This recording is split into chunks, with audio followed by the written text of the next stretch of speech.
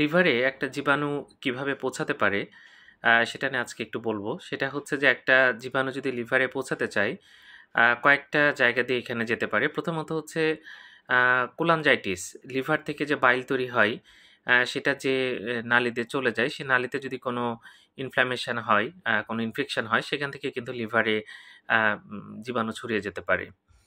এছাড়া যদি গলব্লাডার লিভারের একদম কাছাকাছি থাকে, গলব্লাডারে যদি এমপাইমা হয়, অর্থাৎ সেখানে যদি পাস জমা হয়, যেটাকে আমরা এমপাইমা বলি, সেখান থেকে কিন্তু লিভারে বিভিন্ন জীবাণু ছড়িয়ে যেতে পারে। এছাড়া রক্তে মিশে হেপাটিক আর্টারি বলে, সেটা দিয়ে কিন্তু জীবাণু, বিভিন্ন ব্যাকটেরিয়া, ভাইরাস এগুলো কিন্তু লিভারে যেতে পারে।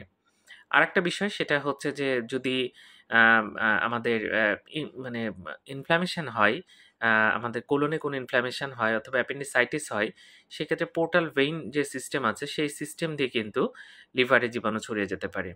তাহলে ছড়ানোর উপায় বললাম যে একদম কোলানজাইটিস, যেটা লিভারের যে বাইল যে নালীতে যায়, সেই নালীতে যদি কোনো সমস্যা হয়, এছাড়া গলব্লাডারে যদি কোনো ইনফেকশন হয়, হেপাটিক আর্টারির মাধ্যমে যেতে পারে এবং এটা পোর্টাল ভেইনের মাধ্যমে কিন্তু লিভারে যেতে পারে।